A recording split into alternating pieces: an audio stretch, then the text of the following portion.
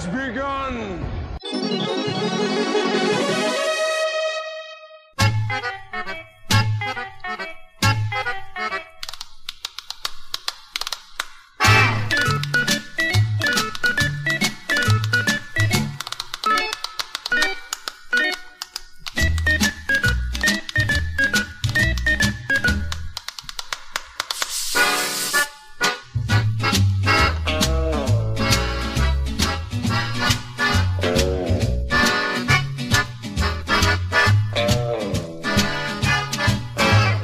Hello, and welcome to the CTB show. Today is May 6th, 2018. The weather is actually quite lovely. The Dow. 24,262. Good work. Or as Brian said, my portfolio is just a trapper keeper. Nothing there. It's an actual portfolio. Welcome to the show. Whoa.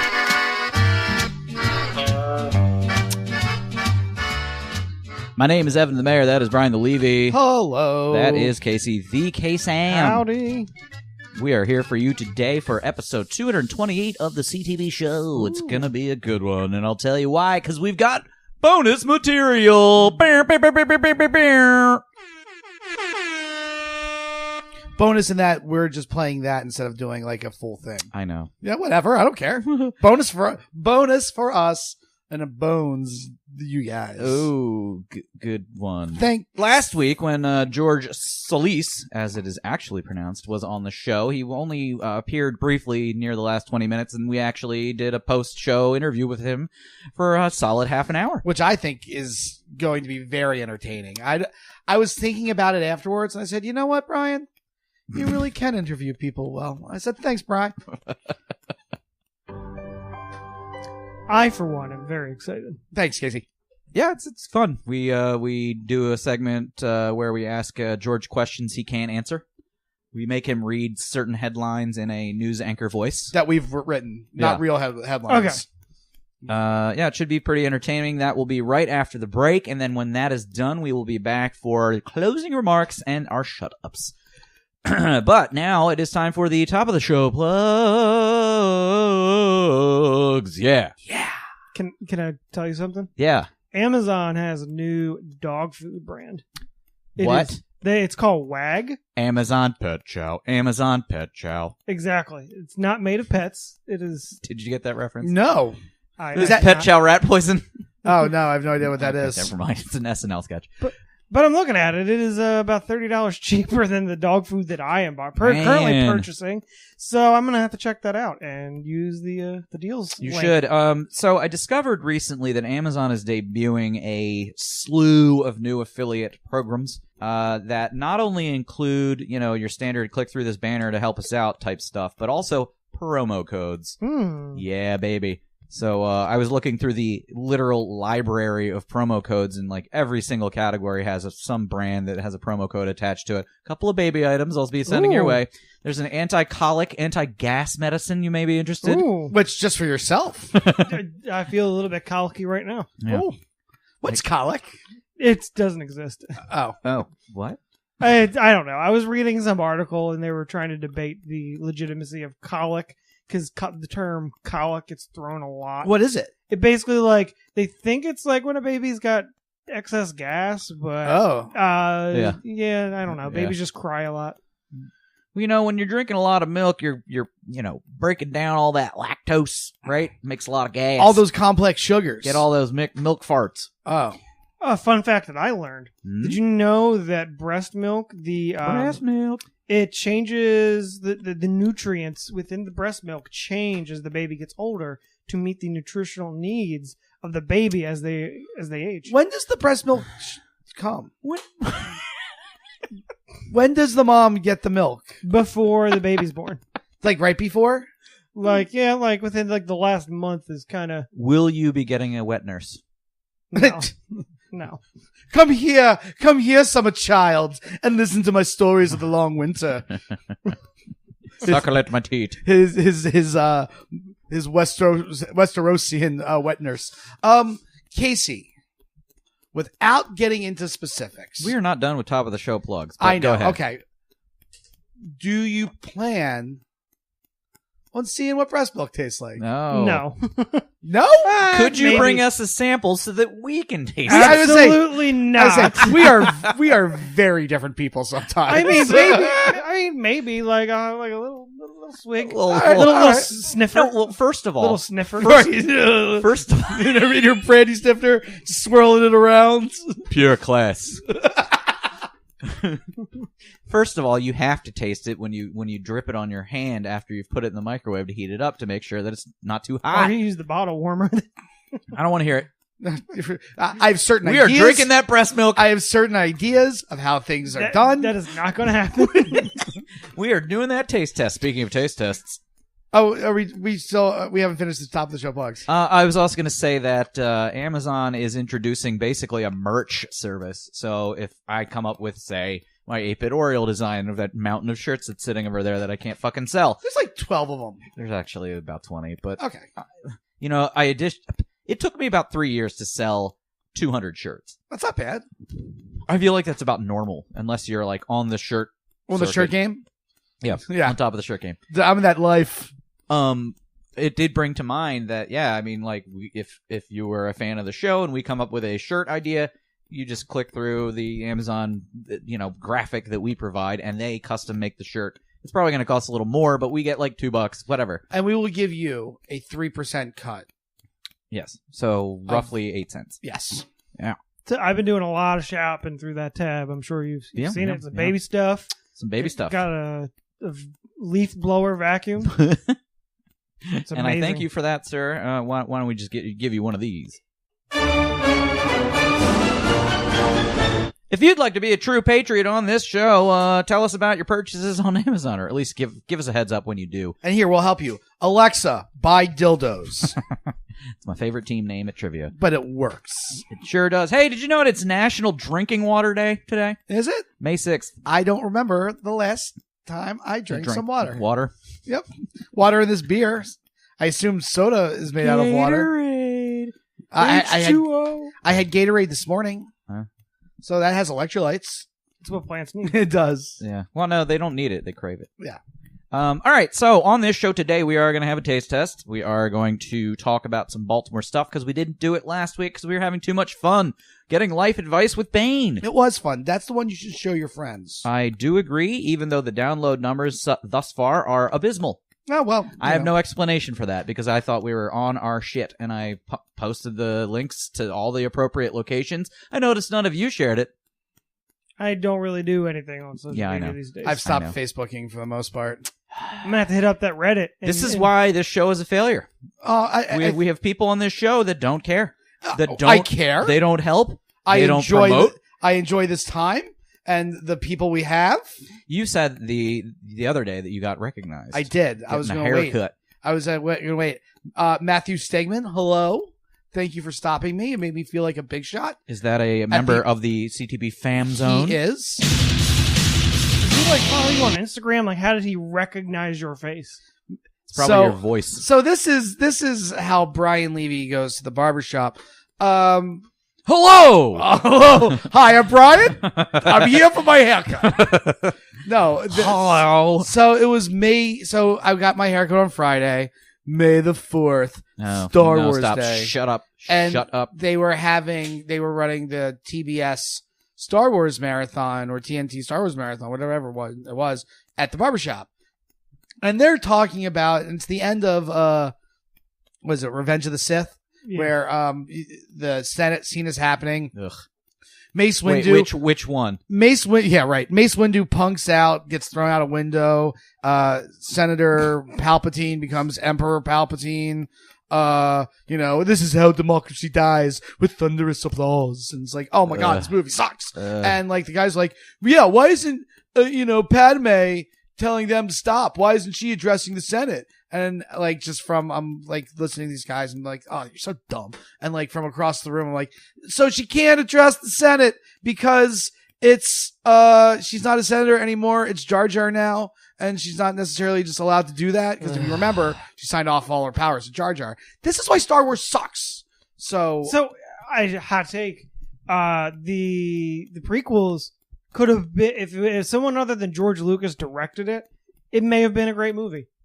Fair trilogy. enough. Fair enough. I actually like the story. Fair enough. So, A Star Wars political thriller? Yeah. Intricate with battle scenes and all that crap. But just terrible acting, terrible everything. Terrible directing, terrible everything. More so terrible directing. They had great actors. Just Ewan McGregor's great in all of them. He's fine, I guess, but Hayden Christensen or whatever his fucking name is. Terrible Awful. And even Natalie Portman is like, I am a wax figurine that has been reanimated. Yeah, but how hot did she look in that arena battle where she gets her midriff torn? All right. So anyway, perhaps he recognized me from me screaming about Star Wars across a room while getting my haircut.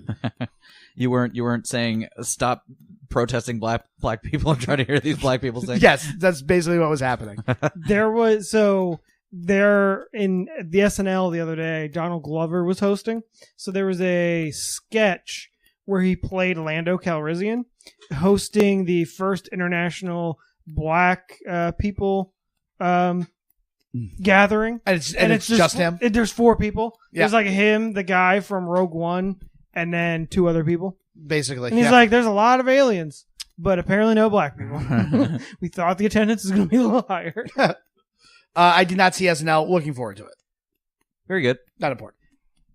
May the 5th, Cinco de Mayo was actually an interesting day for events in Baltimore, was it not? There was a ton of stuff going on. Kinetic Sculpture Race. 20th anniversary. Uh-huh. The Tattoo Convention. Yup. We got your Cinco de Mayo. Uh-huh. Which... I didn't do anything. It's still a thing. I don't get it anymore. So that's 3. Or as they say, I also find it to be incredibly condescending when they refer to it as Cinco de Drinko. Because I'm like, all right, this is already a holiday that even Mexicans don't really care about. Oh, they do. It's just like the 4th of July down there. Right. Well, I'm saying... Except that's Mexican Independence Day, and that's not in September. Yeah. This is more of like a War of 1812 Day? Something like that, yes. Why do we celebrate, and I use the term loosely, celebrate Cinco de Mayo and not like Canadian Independence Day or something like that? So Cinco de Mayo is the... it's the celebration of a military battle when against the French. But we liked the French. But they just wanted to sell Corona or something. Margaritas and Corona are so much better than Crown Royal and Molson. 100%. Yeah, and Seagram's. Yeah, and 100%. So you got a good point there, that's buddy. 3 events. What's the 4th event? Well, you went to that Disney music thing. And we've forgotten about Free Comic Book Day. Oh, Free Comic Book Day. Hey, I tweeted about it. You did, thank you. I added you in I thought that was Brian. No, that was me. That was Evan.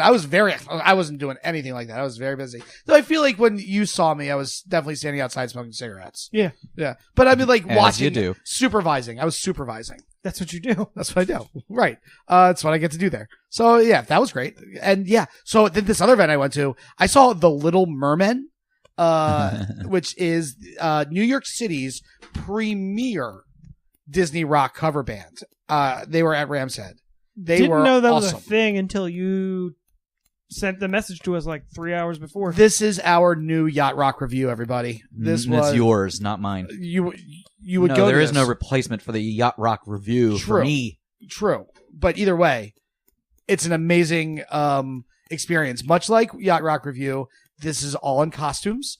We missed the first 10 minutes or so we missed all the Aladdin songs. But when we got there, he was dressed as Aladdin. They have cultural appropriation. I think it's movie cosplay. They had rotating lady singers.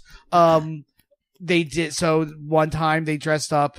The ladies were like Ariel, and the other time the other lady was Pocahontas, and like they were. Oh God! They did, so many stereotypes. They did all of these songs. So many offensive costumes. They dressed in lion's fur. I don't think it was real lion. I think it was like an IKEA rug for their all Lion King encore. All right. So what I want to know is, did they play "I Just Can't Wait to Be King"? They did. Yeah, me sold. Yeah.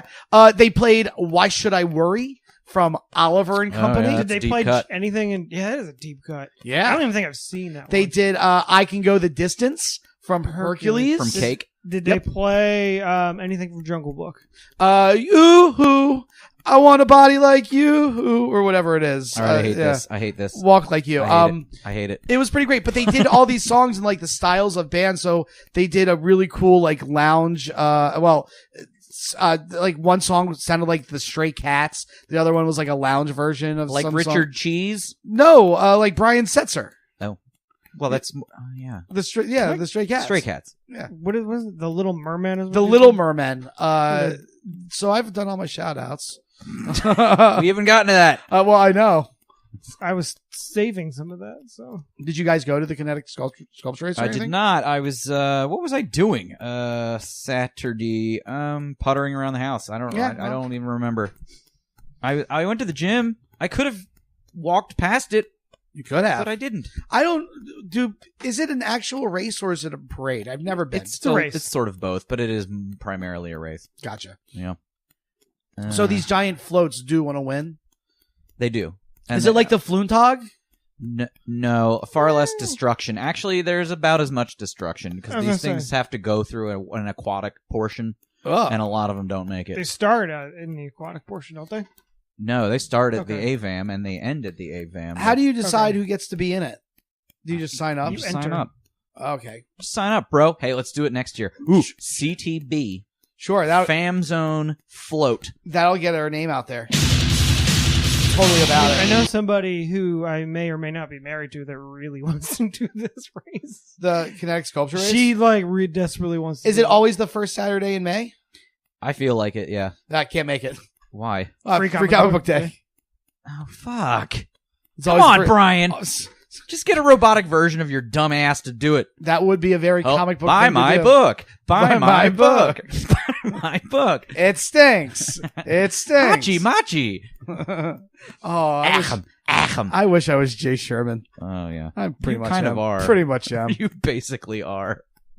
I look like Except a that panda. you're engaged. I look like a panda bear. He had a girlfriend. He had a girlfriend, but he was never like married on the show. Well, I think he was married. He had an ex-wife.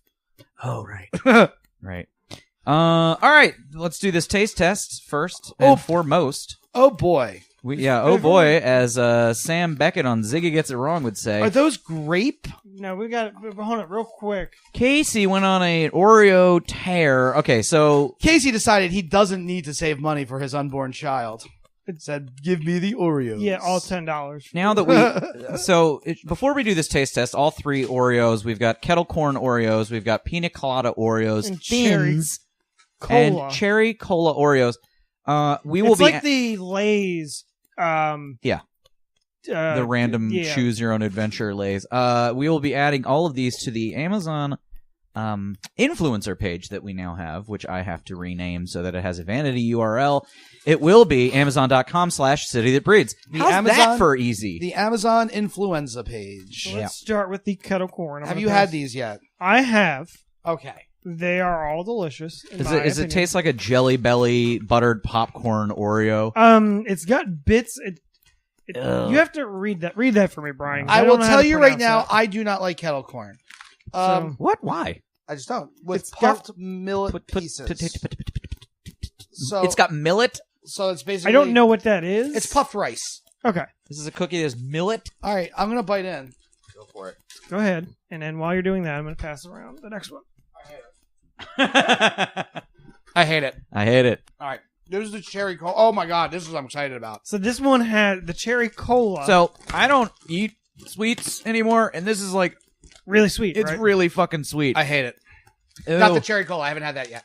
I'm putting this back. Yeah. Oh, Don't put a chewed Oreo back in the package. I will say this about the cherry cola Oreo. You can smell them. Oh, Yeah. that is rancid. I hate it. So- There's like a salty aftertaste. So thumbs down on the kettle corn. Yeah. Very down. The cherry cola has multicolored icing, red and white, so it kind of looks like the Pepsi. It's got popping the Pepsi candy. logo. And it's got Pop Rocks in it. Yes, Pop Rocks. Well, All right, I'm gonna bite in. All right. I'm biting in. Be sure to bite both things. It tastes like toothpaste. I hate it.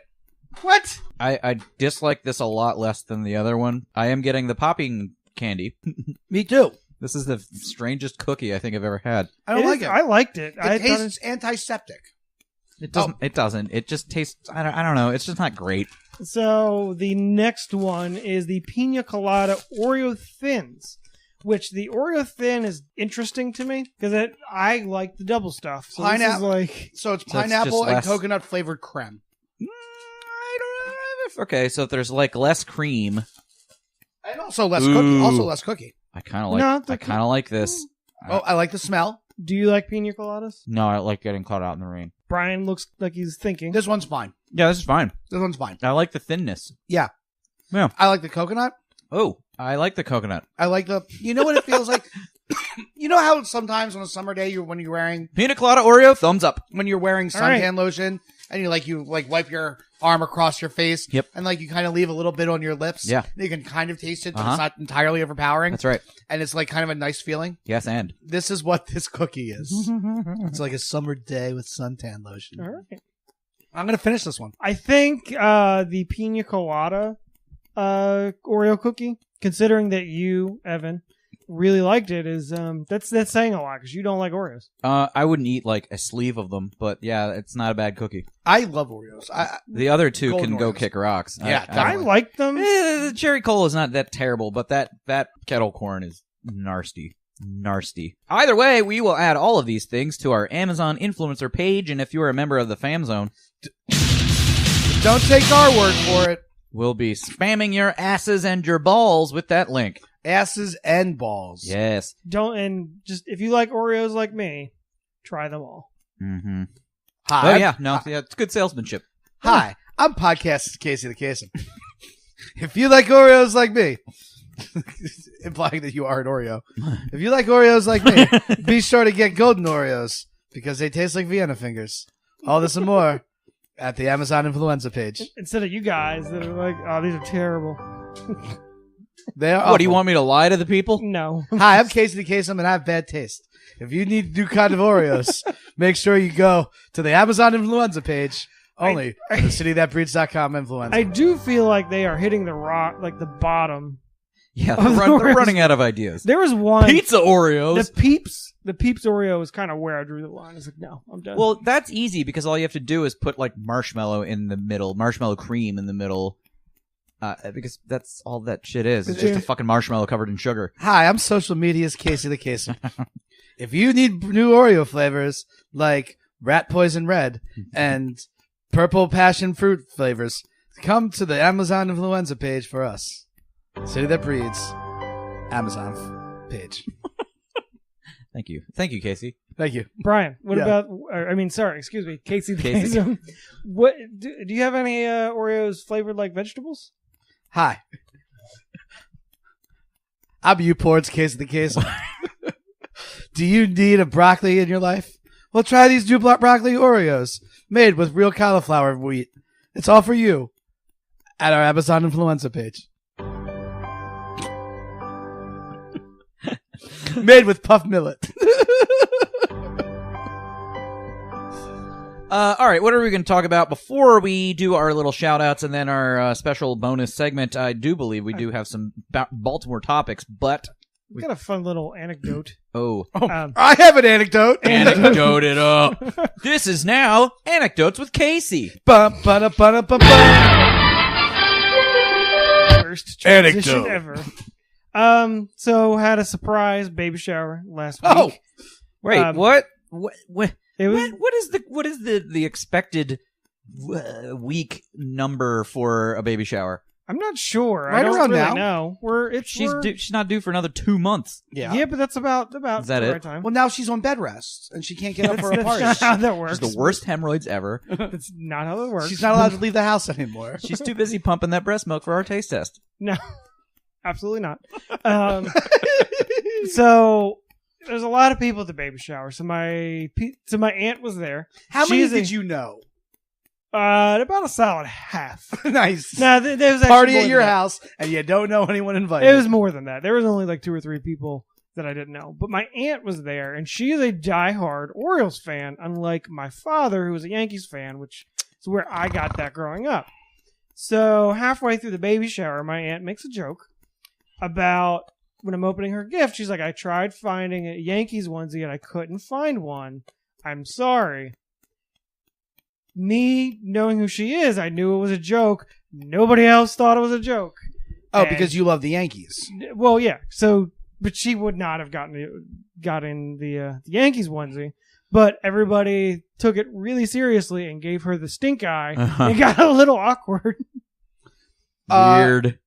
it's funny when you have to have like your family with your inside jokes around your friends because you never because your family sees you as one person, your friends see you as another person, and then trying to be that like the bridge in between the two, it's terrible. I got the Marlon Bundo book from John Oliver. I would say, but the real one, like, no, not the real one. You got the Mike Pence one. The John Oliver one. How much?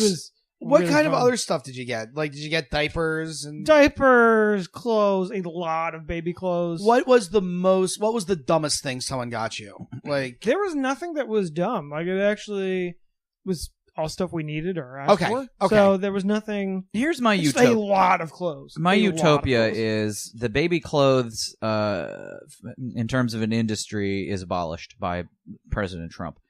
Burlap sacks for all babies. Because look, you're fucking 6-month-old wearing that little onesie. Not gonna be wearing it in 1 month. See, just trade, like, just everyone should just have this pool of baby onesies that you just borrow this onesie. Hey, do you have a 7-month-old that's roughly 24 inches?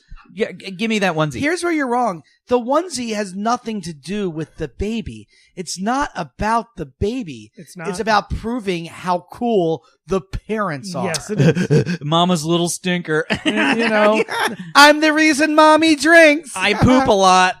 You know, I'm not a baby. I just poop a lot. That's exactly. me. I like that. Thanks. I should probably put you know trademark how all these parents who will post pictures of their babies on social media with like a sticker on them and says 2 months or whatever. Fuck that. Just get a timer that just like constantly tells you how old the fucking thing is. This. I like just this. like, yeah, I'm this many seconds, this many minutes, this many hours, this many weeks, Well, this many days. When the Fitbit Corporation eventually just starts implanting Fitbit for babies? your step walker. Oh, I would get birth. the Fitbit chip. If it measured like blood pressure and all that shit, inject my wrist up, But baby. but however long you've been born, like your chip is implanted at birth. Like, and then like Well, that's a little much. I think you would have to be at least 18 to get those metrics. I mean, you have to be able to make the decision as an adult. see, 18-year-olds would never let you do it, but if you make children do it, just because they're children and have no rights, you're in. No, yeah, children are property. They're not, Absolutely, they're they're not chattel. They're not humans. Yeah, they're not people. They're property. In the eyes of the law, until they turn 18. Right, you're your property. Yeah, and your responsibility. This has been parenting advice from people who don't know shit about guys. I don't know if you know this, but you gotta feed those fucking kids. Oh my god, all the time. Terrible. Oh, I mean, I got this cat on my lap, and I gotta feed her twice a day. Ridiculous. We barely remember to feed our fish 3 times a week. 3 times a week? Yeah. Thought we had to do it like once a day. You do, Casey. You do. Oh, okay. I see what you did there. Oops. There was it's probably more like 5 times a week. One of our friends gave us his present inside of one of those fake boxes, and it was called the Crib Dribbler. It looked like a giant like gerbil water feeding tube. Okay, that's an industry that needs to die. The fake boxes. Baby showers are so popular, we've come up with a wide range of fake boxes. Yeah, fake prizes and zany shit. Do run and pretend like your cat's your kid's a cat? Here's a baby-sized litter box. Oh shit, baby-sized litter box completely destroy the diaper industry. Never mind, that's mine. Copyright. It's patent pending. I guess it's just a sandbox, isn't it? Yes. I just invented the sandbox. You could also just put them out in the backyard, just let them duty all over the place. like a bunch of like nature intended. like a bunch of hillbillies. Yeah. Like, hey, what are you trying to say, Brian? In case you You're remember, waterbillies. I have cousins who grew up on a dairy farm and they let their kids shit outside in Vermont, and there are pictures of them just like lounging naked in a way that like they had to be comfortable with that fact, just in the field. I do like that about little kids, like they don't have any shame, right? So I've seen like various little toddlers and 3-year-olds and 4-year-olds run around naked, just at the at the playground, just like wee. I get every once in a while, when we're at parties, my mom will tell the story of when I was like 3 or 4, like just stripping off all my clothes, just taking running off around, running around, and then be like, "Hey, I gotta pee real quick," and I'm just like, in front of everybody, taking a piss. When I 7-8 years ago, when one of my cousins had her first kid, like the baby's running around naked. I was like, "Whoa, naked baby!" Yeah. My cousin's like, "Don't you shame her!" And I'm like, Right. "Whoa!" That's not what I was doing. I do get the impression that some of my more bohemian friends that now have like kids and stuff, they kind of like just the kids are a little too old to be doing that, and they're like co-sleeping and like breastfeeding up till they're no, 5. That's Hey, parents, you know what? Here's some advice: don't co-sleep and don't breastfeed up till you're 5, and that's advice you can take to the bank, mofo's. Yeah, hey, I don't have a kid. Remember attachment parenting? I have 2. I think they still do it. I have 2 cats. Well, we're just not reading any articles about it. Yeah, Alicia Silverstone's not. Mayim Bialik. I feel like we still hear about helicopter parenting because it's like attached to the snowflake millennial generation and how their parents coddled them too much, Which I guess is their fault. Exactly. It's like every criticism that we get, whatever they get, whoever we get gets it too. That, like the participation trophy. It's like, yeah, well, you know who gave us those things, you assholes? You're right. It's the 5-year-olds who went out to the sign shop and said, "Will you make me a trophy, please? Because I want one." It wasn't the adults who handed that to them. No, they did not. No, they did not. Okay, so here's a plan. So don't give out any trophies and then yell at kids for it. Give them the trophies and don't yell at them. Sure. All the time. I'm gonna make myself a trophy. We could do that. Oh, I want a bowling trophy. What should the trophy be for me? Best What do you think? podcast in Baltimore? Okay. Might as well just make it. I don't think there are any left. I think we're the last. We're the last podcast? We're the last podcast. The Omega podcast? We're the last podcast on the left. So when you sign up, subscribe to us, please remember, last podcast on the left, subscribe. You'll love it. On the left? Yeah, isn't that an actual podcast? Oh. Isn't that somebody else's podcast? It sounds like something that, yeah. Oh, did you know that Love It or Leave It was in town last night? Yeah. I wanted to go, but the tickets were like $39. And I was like, I'm not paying $39 to see a fucking live taping of a podcast. Doesn't he know that we give our live shows away for free? What's he doing? The 2 that we've done? I think $40. No, we've done 3. Oh, that's right, because there was the podcast Air quote festival. I think that $40 is exactly the right amount to pay for that. What? Really? Yeah. Why? It's at the Lyric. Why is it the? That's why way was too it, much. Why Mega was it, popular. I don't think they filled those seats. Honestly, like $15 is pushing it. Yeah, I bet you they filled that. They filled And don't they I doubt it. And they probably took that and then put it on their feed, right? Yeah, Yeah. We could check those numbers. It's not there. It's not there. It's not up yet, but I'm sure it'll be up next week. Maybe I don't know. It will. I'm not even but if familiar you can with look at their like Facebook page, it's a very, very liberal panel-based podcast that's sometimes funny, but sometimes is even I am getting affected by the level of like annoying rhetoric that they do use at times. John, when everyone is a fucking xenophobe, racist, homophobe, this and that and the other. And sometimes the jokes are just not funny. Yeah, I mean it's more like the exercise of doing the jokes is the whether or not they're funny. They're writing the jokes. John Lovett created the John Lovitz. John Lovett created 1600 Pen. Yeah, the sitcom on NBC, which I watched. I liked. I didn't know it was from him because he wasn't famous at the time. Is he famous now? Yeah. Okay. Yeah, the Crooked Media guys are flat out famous at this point. Are they really? Yeah. I don't feel like if we were to go outside right now and talk to my neighbor who's standing on the porch and say, "Do you know who the Crooked Media people are?" I don't think they would be like, CNN. I don't think they're the right. I don't think your neighbors are the intended audience. Probably not. Nope. I don't but know. I know who they are. I know who they are. I know who they are. I could identify them on the street. Brian, I'm getting worried. We don't have a title of the episode yet. And we're about to take a break. And when we come back, here's the new plan. It's the Solis bonus. No, it doesn't work. No. I don't like it. No. I hated it. The Solis eclipse. Ooh. No. When we do come back, we're going to do some lightning Baltimore news. How about that? That sounds good. Okay. In the meantime,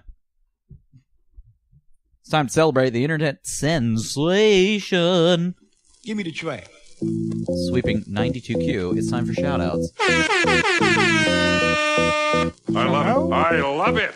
I love it. Don't you dare step on Leslie Nielsen. Shoutouts. What is that clip from?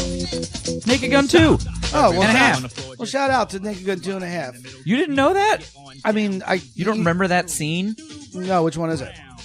Oh my God, Brian. I'm sure I remember the scene. Okay, the scene is when he's trying to infiltrate the evil operation, and he's in a scuba suit, and he's like snorkeling his way to the evil outpost, and he comes up to the surface, and it's just a raw sewage pipe going all over him. He gets captured by the evil guys. The code word to alert the SWAT team to bust down the doors is, "I love it." Okay. And then they're like, he's got his hands up, he's being held at gunpoint by the bad guys, and they're like, what is that smell? He's like, it's raw sewage.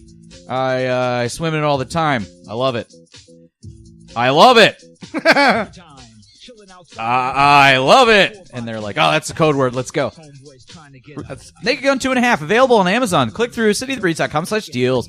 I need to watch all of those again. 33 1/3 is not as. That's one with not O.J. very Simpson, good. right? They're all three. Oh, of they them. all have Yeah. OJ, and the third one has Anna Nicole Smith. The first two are extremely funny. Third one, anyway. Shout outs. Let's do it. OJ's out of jail, right? He is. He's not dead or anything, is he? No, but he should be. Oh. Speaking of OJ, Mhm. I feel like I just came across Norm Macdonald's stand up, and I love it. Yeah. And Oh, I was yeah, kind of he's- going down the rabbit hole of his tenure on SNL. He got and all screwed of his- over. And all of his OJ jokes. Dick Ebersol was good friends with OJ and didn't like Norm Macdonald making fun of him, so he got fired. Well, that and he's kind of a loose cannon. Yeah, he's all right. A little bit. I love him. Any shout outs? Anybody? I do. Go for it. Okay, so like my birthday was last week, and my dad's like, "Oh, what do you want for your birthday?" I was like, "You know what? I can't really find anything to read, so why don't you get me, Barnes and Noble gift card?" And he gave me like $150 to Barnes and Noble, which is awesome. I haven't spent any of it because he also gave me this other book. He's like, "I was looking for, you like mysteries. I was looking for a fun mystery, maybe about a newlywed couple." And what he got me was a book called Behind Closed Doors by B.A. Paris. And holy fuck, I shout out this book. You must read it. It is intense as shit.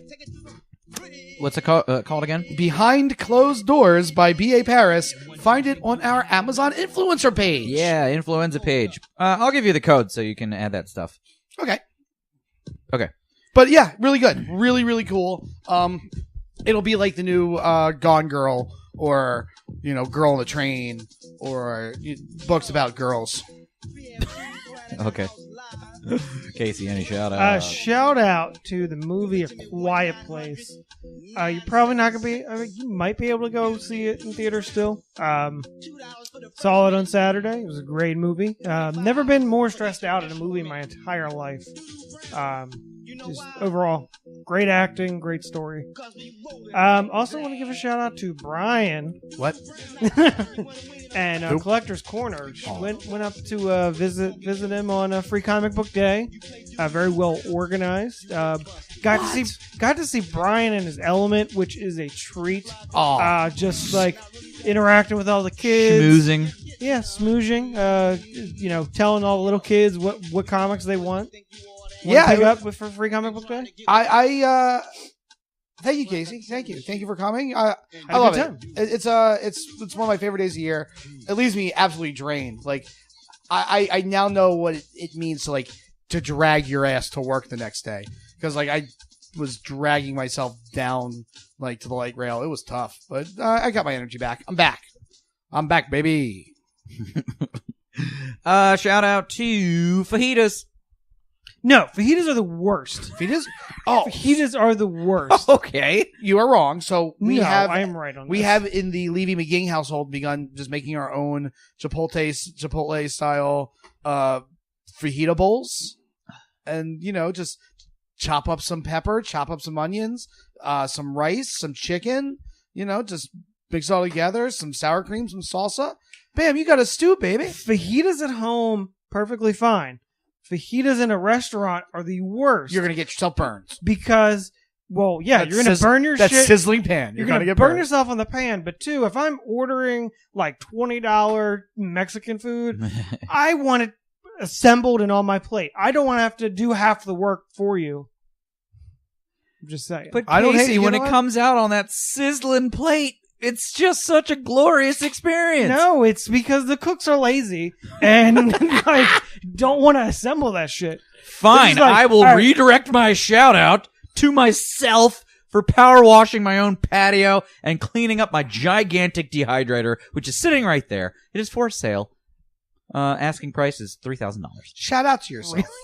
I wouldn't ask if you were allowed to shout. It costs $5,700. Holy shit! Brian was there. I bought it. And a trip to New York. Yes. Not the Oh, good. that's that one.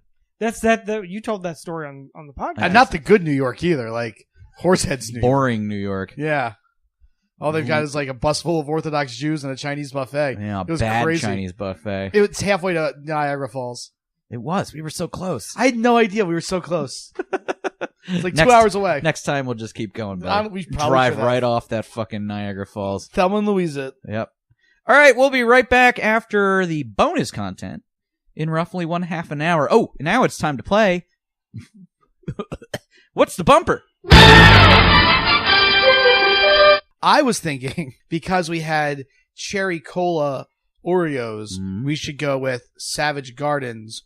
Ooh, I want you. I don't know if I need you. Where they say the words, chicka cherry cola. Ooh, I want you. I don't know if I need you. Right. But, Here's I think the I'm problem. good with Brian just singing it. or Lou Reed's Lola, I think the where she problem tastes with just like cherry cola. you keep naming these songs that are copywritten Oh, properties, right? So we're trying to skew away from doing that.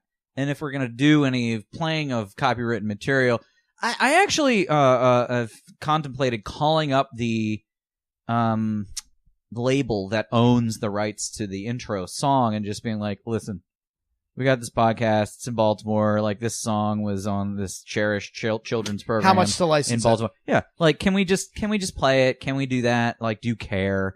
And if they say no, you can't, then I'll be like, fine, we'll figure it out. Well, they have to know what it's from, like this company, right? That owns the publishing, the music. The music is from a group called the Four Sons, and the song came out in like the 1940s, and then Captain Chesapeake used it in the 70s and the 80s, and possibly the 90s as well. But it was like, it's not a popular song. Is it public domain yet? No. It might be. I don't know. If it's No. the 40s? No. Hello, Public my domain's honey. Hello, my baby. I think Hello, public my domain is like maritime- 100 years. I don't think it's quite that Look it long. up. I We'll thought get it was back to it. 75. So, yeah, it can't hurt. All right, so let's play What's the Bumper, but Okay. no copyright infringement version. Okay, I don't know that. Oh, it's like the Conan O'Brien skit where the segment where they take popular music and then make the Yeah. public use version. You know what? I'm gonna play a promo for Zach Morris's Trash. Zach Morris is trash. Great show, and y'all should watch it on Amazon Prime and or YouTube. Season 2 is available. Okay, we'll be right back after this message. Maybe I'll record an additional message. Hi, this is Evan the Mayor from the City That Breeds podcast show. Please go to our Amazon influencer page. Thanks. Goodbye. Let's review. Zach Morris drove his friend's mother's car drunk and crashed it into a telephone pole. Zach Morris broke his father's video camera spying on teenage girls. Zach Morris harassed a stranger at the mall and made her feel bad about her lunch. Zach just made one of his oldest friends cry in public at the place where they hang out every day. Zach begins psychologically manipulating kids, take pictures of the female swim team without their consent, and cuts in front of a bunch of kids to take a picture with Santa and invest the money in potatoes. Pushed her to drug addiction. Used food to get a hungry girl to spend time with. Zach is sitting on his lazy blonde ass eating cookies. To use these girls to get rich and trapped in a filing cabinet. Why didn't you tell me you're in a wheelchair? 3 innocent students fired. Probably killed themselves. Homeless man, caffeine pills, sociopath, Zach Morris is trash. Zach Morris is trash. Zach Morris is trash. Sure, I don't know anything about. I don't know. I don't know business talk. It's me, Evan the Mayor. That's Brian the Leave, and that's Hi. George the how do you pronounce it? It's Solus. Solus? Okay. I didn't want to say solace. Like the 'cause sun. I don't want to call you Quantum of Solace. George the Solace. No, it's Solus, like sun. Yeah, Solus. Soul-is. Well, caveat, it's technically Solis. Ah, What? But in the Americanized version, it's been Solus, and that's just what we're sticking to. is that because it's easier for viewers to just say? It's just what I was called in kindergarten. It just stuck. Okay, fair enough. Fair enough. George is What would your title be at WJZ? Roving reporter? Just reporter. Field reporter. I've had different titles. I mean, I've had weekend anchor. I've had producer. I've had multimedia journalist. But I think for all intents and purposes, just reporters. Are you expected as a television reporter to wear many hats? Yes. Okay. I mean, my radio experience says nothing on an actual continuing professional news reporter, but will you just say yes if they say, can you do this? Will you say yes and then just figure it out from there? I think so. I mean, that's just professional decorum at this point. I mean, just going down the ranks of like what the industry has become, you have to become versatile. Sure. Otherwise, you don't have a job. Do you always have to wear pants? Depends on what you're doing. That's Nathan Robb on mic did not introduce him. He didn't know he had a microphone. I'm just all around. I saw it too. So as weekend reporter, this is a question I think a lot of people have. Under the desk, what percentage of people are wearing pants? Depends on the person. I mean, I've known anchors who will come in shorts and flip flops.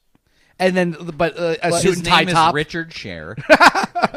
As what Marty they say, Bass. business on the top, party on the bottom, that kind of thing. I don't know if George is going to say a whole lot about Richard. I bet you he still shows up at 13, like, just to hang out, like, at the receptionist desk to say hi to people who walk by. Yeah, if I were working at Jay-Z, I'd be like, oh, look, it's Richard Scher. He's a national institution. Man about town. Like, when you're out in the field. Hold on, Paul's point. I love the fact that Richard Scher is a big fan and or friends with Steve Jeppy because they're both these huge womanizers, and it's great. I thought this was a pause point. No, the pause point was the pause where I interrupted you to say. Oh, Richard. Oh, gotcha. Yeah, Richard Scher, several. I'm not going to make George co-sign on that. So, like, all right, you're out in the field. You are wearing pants because they're going to do a full body. When do you first identify the guy who's going to walk behind you in a horse head mask? Can you see those people coming? Can you see the big wall of snow from the passing cars as those come by? Do you live for those moments, though? Yeah, okay. Sometimes I can see, like, the hecklers and people who are going to yell the F-er at right P kind of thing. And for those moments, it's really a matter of experience. Like, it'd be great to, like, talk to someone, especially the younger reporters who don't have any idea how to handle those situations. So that's when you get like those funny viral videos where they're just deer in headlights, like, oh man, what just happened? I have no idea. As you get more seasoned and you get used to people yelling Baba Booey, or Effer in the P. Right. Those kind of things, like, you either just segue, you acknowledge it. You can't ignore it because at that point, then you just look silly. I do love any clip that I see where a guy runs up on camera and is like Baba Booey or Effer in the P, and the guy's just like, going back to you, John. I actually think Baltimore is a really good town for that. We seem to get a lot of those. Have you ever had somebody like, all the time? I mean, it's great because you can really tell like the break off between like the older generation and the younger kids, because the younger kids are generally more the Effer and the P, whereas like the people that grew up like with Howard Stern and stuff will yell Baba Booey, and you're like, you instantly know like Yeah, one person wants to get their thing on air. Right. The other person just wants to curse, and it's always the older guy who. That was always my favorite. You're a Howard guy? Oh, yeah.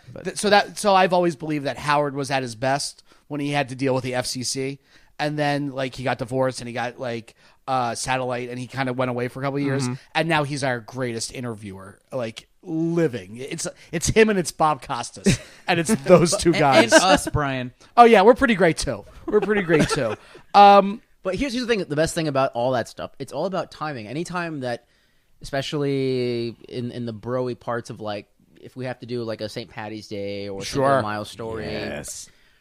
People assume that because the camera's out, we're live. So that's when they're at their most obnoxious, and we just play along, but they don't know. Like literally.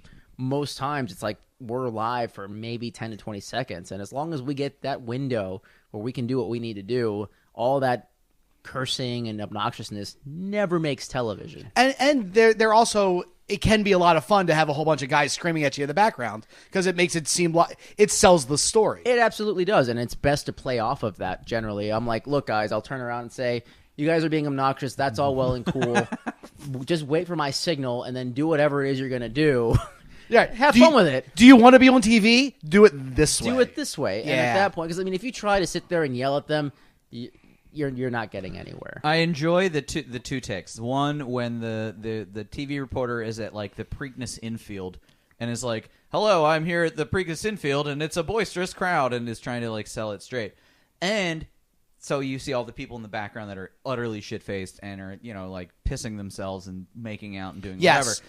Then the second take is hey, I'm here at Preakness infield, and I want to, hey, everybody say hello. And they get a little pan out, and everyone's like, eh! And that's basically It's a tale of two worlds. That's how you know, like, a seasoned professional from a rookie. Someone that's done this, been around the block, knows how to work the crowd, have fun with the drunks. Someone that's completely new is going to sit there and say, stiff as a board, I'm here covering XYZ, and then that's when like the people start yelling in their ear, and it just becomes a giant snowball effect of like train wreck. When do you think when do you learn that? Like year 4, year 5, or like do you have to go through it a couple of times? Like you have to go through it a couple times. Yeah, like it's, and then you start watching other people and how they handle it. I think it's like learn by doing kind of a thing. I remember a completely different, but when I was a call screener for radio, everybody always wanted to work out their shtick before, before you put them through to like, Scott and Jeremy or whatever. And you'd have to be like, yeah, okay, I got it. And when you're like new, you're like, I don't think you can say that, sir. And like, by the time like you've done this for like 8 months and you've heard everything, because radio, it's fast. Like, you're going to hear a whole lot of stuff real quick. Oh, yeah. Like, you're like, okay, bro, whatever. And then you just put them through and let the guys deal with it. Like, and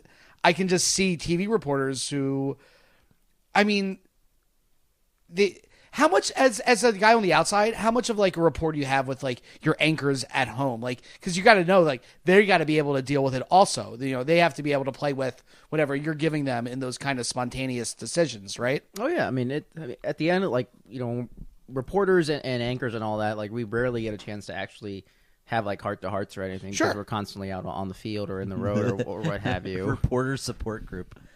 Yeah, like there's no Full House happy moment where like the anchor sits like come sit on my lap and let's talk about the day kind of thing. We love that reference as a show. Yeah, that's right where we live. Comet comes running up. It's like, well, you had a hard day out there. Let's talk about how we could have done that a little differently. That doesn't happen. Didn't Charlie Rose have that kind of thing going on? Yes, a lot of. Come on. Well, I don't know anything about that. Not the Me Too podcast. You were recently at Fantasies for the Stormy Daniels appearance. Is that at all fun for you, or is that just totally work? Like, I mean, do you get to kind of loosen up on one of those things, or is it still just we're doing it? I'll tell you what, it's not fun as one would think, just because it is still work, and depending on like the environment that you're in, it can be very tedious. And that day it was particularly cold. What I will say, it's all about the camaraderie. Gotcha. About because a lot of reporters and people and press and photographers, like, they know that this is not fun per se to be out in the cold waiting for. On your Twitter, you said that there were a bunch of people with you. Like, yeah, like, and at that point, like, we all sit there, and that's when like the jokes come out, and like, you just have to make the best of like any situation. At least at one point in the day, there had to be more reporters there than actual people. Absolutely. At the club. I'd like to think that amongst the report, the on the scene reporters, they talk about the two Georges, Solis and Lettuce, and they're all just hanging out and having fun. Like, and it's you guys just like sit there and like, like, so what do you go in like 20 minutes? Oh, I'm in like 15, and like just hang out. Like, that's kind of fun. Yeah, I mean that's a lot of what happened. There's a lot of downtime at certain points where, yeah, I mean, you have no other choice but to either just make jokes or think of how you're going to present the same story that the competition's doing, but make yours more watchable. I know how. Introduce lots of puns. Have you ever thought it's a stormy day here in Baltimore as Stormy Daniels blows into town? I would be surprised if not at least one station went with "It's stormy out here." All of them. Yeah, all of them.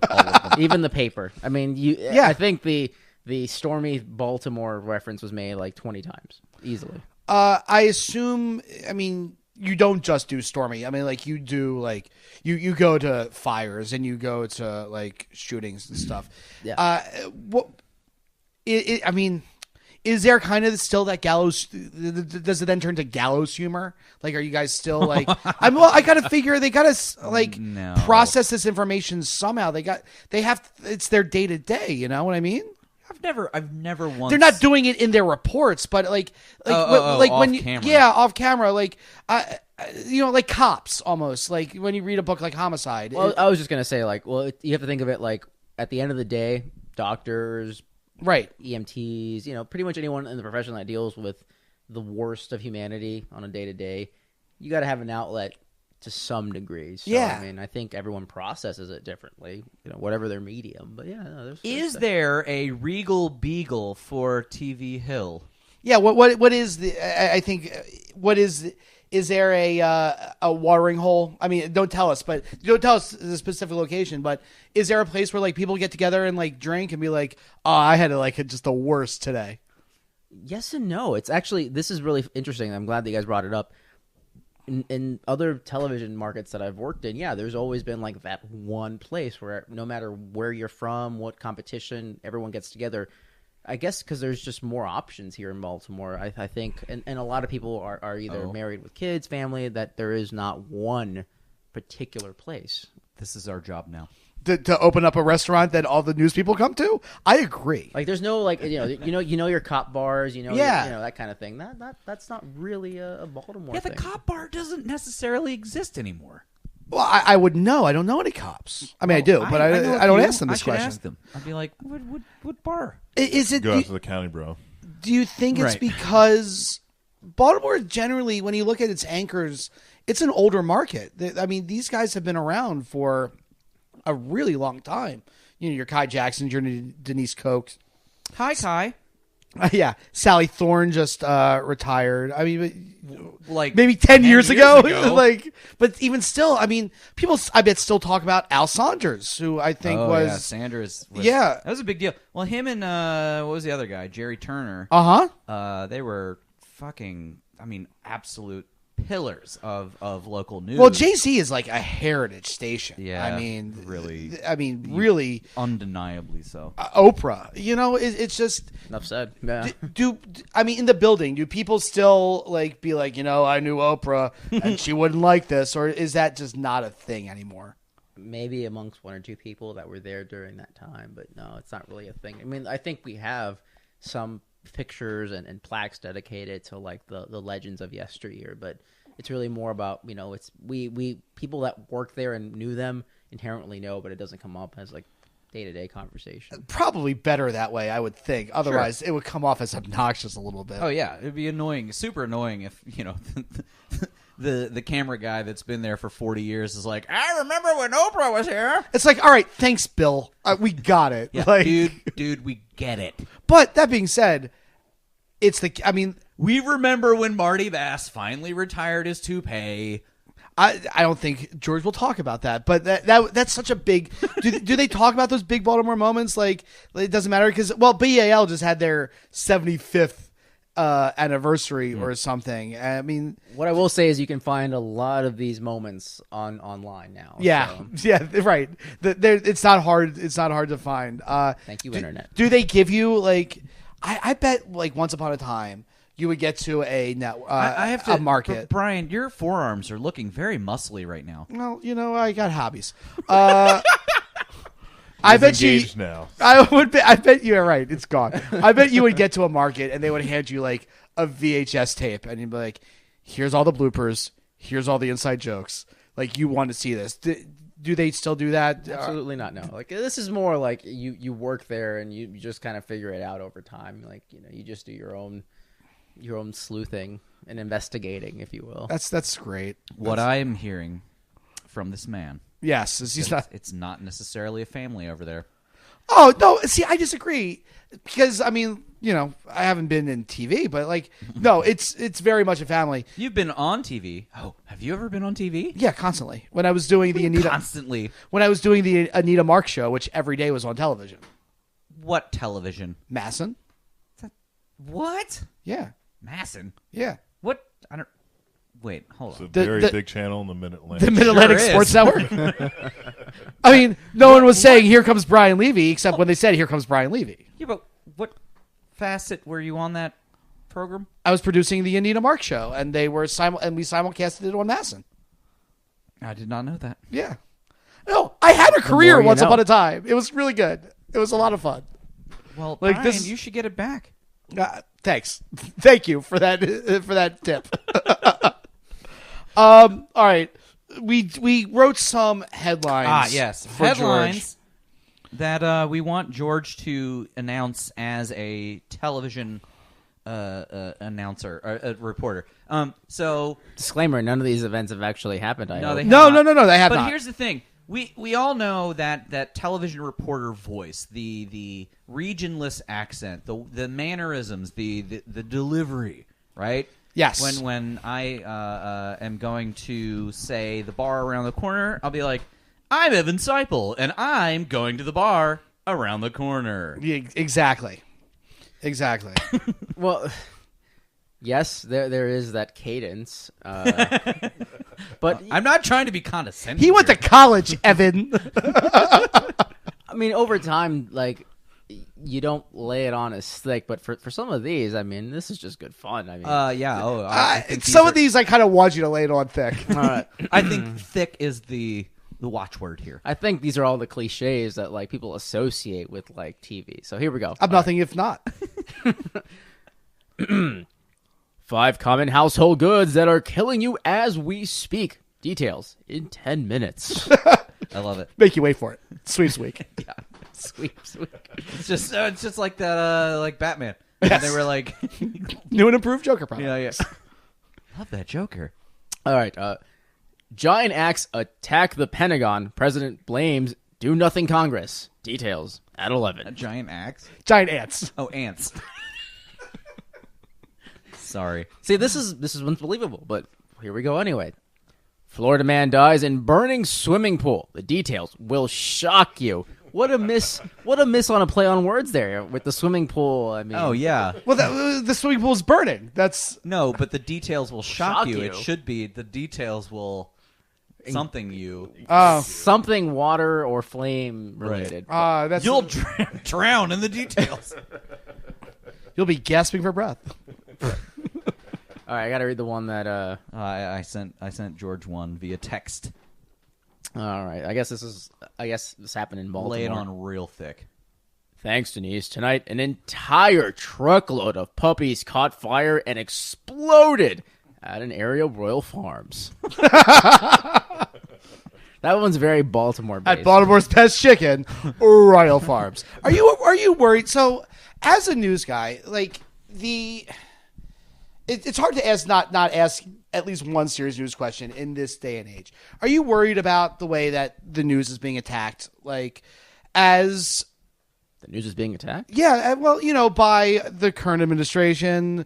I don't think that's local news. It's I being know. attacked. I disagree. If you look at certain stations, No. local news is under attack. Don't even be subtext about it. It's fucking Fox 45, Sinclair owned. I'm not gonna do that to him. Well, you don't have to do it to him. We're talking. Okay. Yeah, they've been accused of basically, peddling propaganda, which is, what are you going to do? It's a privately owned thing. They can say whatever the fuck they want, but every time I see that guy, what's his fucking name? I don't know. I hear about him on the But he crooked comes media on stuff. there and he's like, today I learned that President Trump Boris something. Boris, a minute with Boris or whatever. I'm like, who the fuck is this guy, and why do I care what he thinks about what Comey has He's been literally doing? the first guy fired from the Trump administration, and then he got a job. Interesting. Yeah. Does that kind of stuff, as a guy who does local news, does that kind of stuff bother you? This whole the conversation around the propagandization of local news, or do you just head down, do the job? Do the job. I mean, there are people and opinions and pundits, and I mean that is discussed in its own. Do you realm. look? Yeah. Do you look at Jay-Z's when you doesn't matter what local station posts whatever the story is, do you look at those Facebook comments? Like, they're insane. Is that the kind of thing? Do those come up in your like Monday morning meetings? Like, oh, not at all. Not at all. No, I mean, bottom line, my job is what is happening in our state, and how do we? I mean, as boring as it is, I mean, what are the facts, and how do we report that to the public? That's just it in black and white. There's no commentary. There's no editorializing. It's just, as a reporter, my job is facts, A, B, C, yeah, and so forth. I've sort of been on the, I basically watch the local news when I'm sitting at the gym or something like that. Thank you.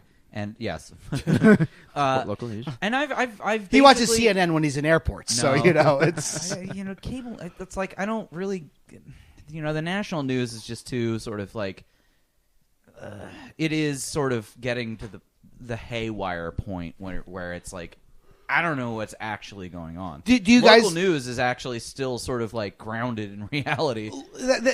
Locally, do you feel the frenzy that I think the nation is feeling in its news cycle on a national level, or is it just a different kind of frenzy? Different kind of frenzy.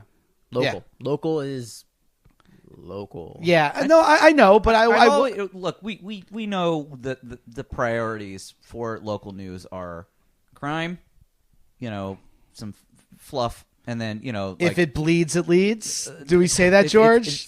I'm getting a head shake. I'm getting a head shake. Yeah, sure. It's basically the thing that leads like the county residents' fear of Baltimore City is the constant coverage of crime that goes on in the city, and that I would love to get a grant for like $15,000 to just sit around watching local news and counting news stories. But see, here's the thing: what are they supposed to? They're not going to cover, Boy Scouts plant trees. That's just not what they're going to do. Well, what's strange to me is that it's and they will do it. They'll just do it in the third segment. Like, how much of it is when you look at criticism of news, George? How much of it is people who just refuse to acknowledge how the news works? Like, there is a way this all happens. And when people say, this isn't covered, it's because, well, you turn it off after 10 minutes, and you just have to learn when these segments are. Like, if you do a story about a crime, it's going to be the first segment, right? Generally. If you do a story about a charity event, it's going to be, what, third segment? Like, also accurate. Yeah. So, it's just the way this all works, you know? It's all about priority and precedent and what information needs to get out there faster than the others. But I think at the end of the day, as far as like local news is concerned, there is, bottom line, everyone has a story. Everyone deserves their story told. Is there time to tell every single story in a minute 30 segment? Probably not. But we do our best to cover. That's what the B-roll footage is for. And that's true of like every station in not just Baltimore, but I think across the country. Sure. Luckily we have there are so many outlets for people to get their news from nowadays, whether it's the local blogger who's covering specific things, niche items. Used to be me. Or the paper, which here luckily we have a great resource of reporters. So at the end of the day, there is always a good a place and a home for local news. But I think at the end of the day, people are going to get their information where they choose to get it from. But we have an obligation, at least I know that I do, to report the facts, and that's pretty much all I do. Do you have any of your colleagues that you like a lot, even if they're from a different station? Like somebody said they're doing great work. Yeah, and then like I said, yes, they are.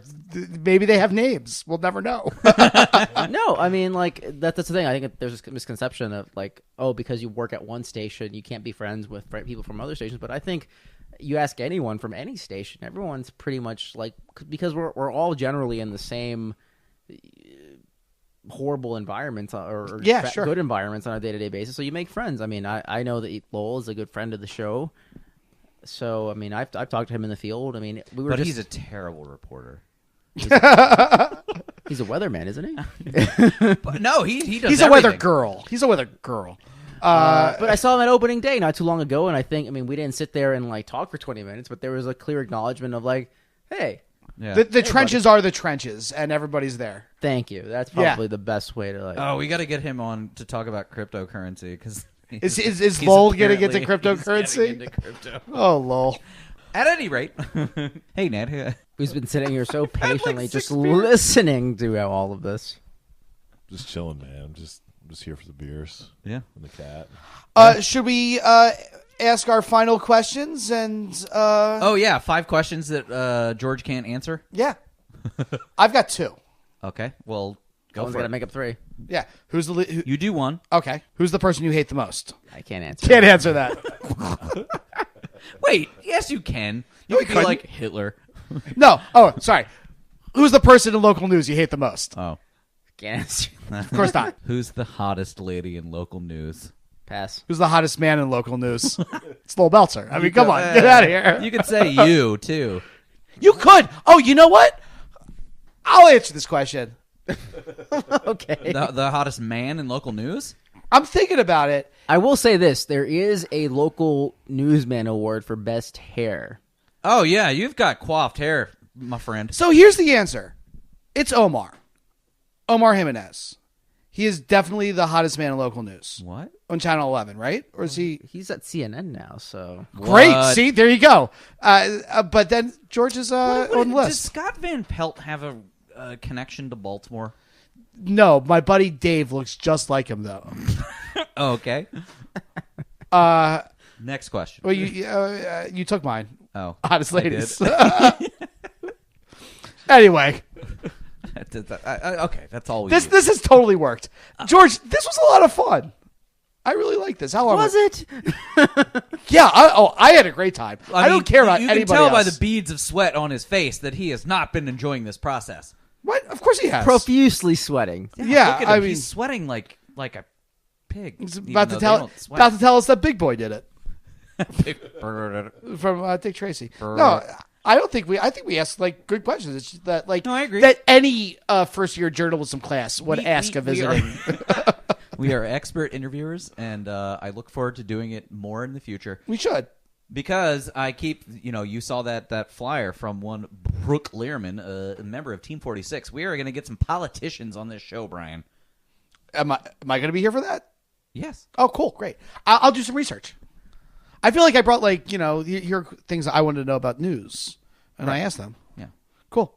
But I like to. How often do you need to get your teeth whitened as a television reporter? Oh, yeah. What is like tell me a TV reporter's yearly grooming schedule. Like yearly? Yeah, are you going to the dentist like 3 times every 6 months or just once a year? Once a year. 3 times every 6 months? I don't know. Like teeth whitening. I feel like you have to do that.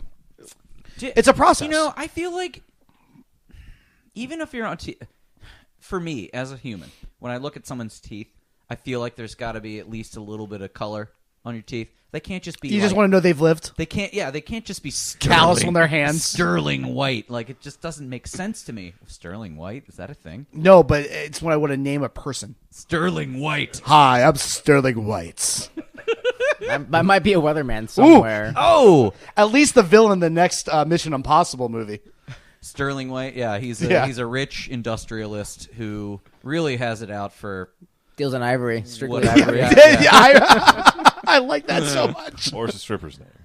Ooh. Oh, another one. Yeah, you know what? It wins. Guys, this was good bonus material. Let's spend 5 more minutes doing this. I don't think so. All right, thank you very much for listening to this very special CTB show bonus material. Thank you, George, for being here. Happy to be here. Great. And thank you, Nate, for chiming in on occasion. I feel great. Yeah. I liked it. All right. Have a great day and a better tomorrow. Realtor. I'm the only one who can show you the way. The power is in your hands, but it's actually in my hands until I show you that it is in your hands. Do you know how to borrow money from banks? And then hire contractors to fix a house that is dilapidated and then list the house on the market in an effort to turn a profit? Shit, I've told all my secrets for free. Fuck. Where do I sign up? At my website, www.realtorsuperherorealestate, .rus. .penis. .fart. Only $2,000 per day at the Baltimore Convention Center. You can really dot anything, can't you? You can at this point almost, yes. Yeah. There Sounds are like a bargain. There are like over 200 extensions. Oh, it's a lot. There's a lot. I think you can do like anything now. Pretty much. They opened it up. .fake news. Ooh, we should do CNN. what? City that breeds dot what? City that breeds. Pod. City that breeds. No. Email me at Brian Casey.evan.brian. Holy shit, this is good. yeah. Dot. McGee.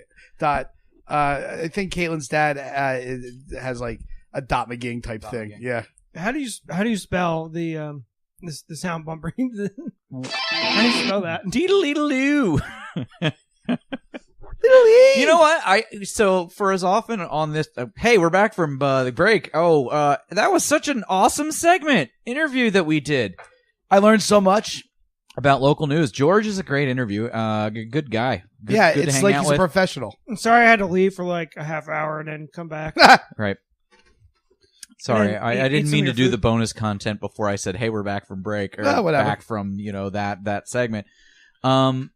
So for as often as I say doot on this show, does anyone know where that comes from? Where does it come from? Vaudeville, I assume. I mean, I had to dig in my own neurons to figure out, like, maybe one source that I knew of was you can't do that on television. Sure. Because they do play that sound effect. That's probably where we all got it from. This generation, anyway. Maybe. I don't know. But I don't necessarily know a whole lot of kids. Anytime I say, it's, yeah. You can't do that on television. Pop yourself out of it. It was a fun show. I bet you it's from it's got to be a vaudeville thing. Canadian, 1980s. Yeah. Height of comedy. Cocaine all over the place. I heard that. But what's my name when I say that? Chef? No. Oh, Barth. Yeah. But he was the chef, right? Yes, he was the chef. Yes. Okay, Baltimore Topics. Let's do it. Yeah. All right, so we already talked about the Mayor Pugh's criticism of corner stores as crime hubs. Yes. Maybe you should close a little earlier. Yeah, right. Don't be open so late. Why are you causing crimes? Crimes have happened here. And the litter, too. See, Baltimore doesn't have a crime problem. Baltimore has a people problem. Yeah. I love it when people just do that. They, just wipe over a problem. Baltimore doesn't have a homeless problem. Baltimore has a people problem. Baltimore doesn't have a litter problem. Baltimore has a people problem. Yes, it's true. We have people problems. People problems that cause all these other problems. The people in Baltimore aren't... You probably can't say they're the problem, though. You can't fire the team. You got to fire the manager. Crime is caused by people. Litter is caused by people. Guns don't kill people. People kill people. Right. It's not the gun. It's not the gun that shoots the bullet. It's the person shooting the bullet out of his finger because he pulled the trigger. I honestly think Chris Rock had it right. We need bullet control. Yeah. Put a huge tariff on bullets to 2,000%. I mean, I think it's called tax, but Tariff, tax. Well, if tariff it's implies imported bullets, then it's a tariff. All tariffs are taxes. Not all taxes are tariffs. Damn, Brian, that was Thanks. Good. Look, dropping financial knowledge. Thanks. I got a portfolio. His trapper keeper. A trapper keeper of SAT prep. Anyway, filed under irony, the follow-up article that I have flagged was that Baltimore Mayor Pugh, 4 other Maryland mayors named to Essence Magazine's Woke 100 list. Aw, Essence. So apparently, Cue the barf sound effect. Essence, the jet that survived. Jet's not around anymore? I don't think so. What about King Magazine? I have no idea. Esquire has a Woke 100. No, Essence. No. This is Essence Magazine, not Esquire. Oh, Lord. Esquire's a men's magazine. Anyway, so Mayor Pugh was chosen to be a part of this list that was touted as being a proven change agent, shapeshifters, and power players across the nation and beyond. What? These women continuously fight the good fight by inspiring us and igniting movements from healthcare field to the Hill to Hollywood. Tell me more about the shapeshifters, though. Yeah, I'm curious about that. terrifying. They're reptiles? Mayor Pugh kind of looks like she could be an alien, but She's a reptiloid? She's reptilian. Well, what is that thing that people believe the aliens are? Reptilians. She's a reptilian. Oh, the reptoids? I don't know. The magazine's May edition features the list with a cover feature of Kerry Washington. Great. Who, alongside Nina Shaw, is one of the founding members of the Time's Up campaign and a consistent supporter of Black Lives Matter. The women on this list represent a vast spectrum of excellence, from Me Too movement founder Tarana Burke to Black Panther costume designer Ruth Carter, from corporate women shattering glass ceilings to the countless women dismantling white supremacy.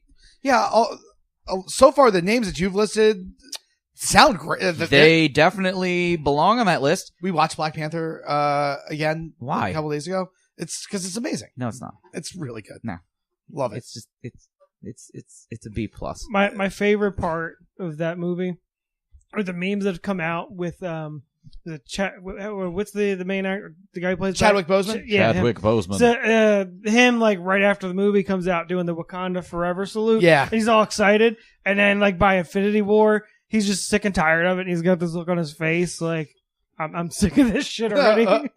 But wait a hold. Oh, right. He's tired of doing it in the movie universe. No, not in the movie universe. Like just the people on the street, like Wakanda Forever, and do the salute, and then he's just kind of like. You do realize that Wakanda doesn't exist, right? I'm not sure.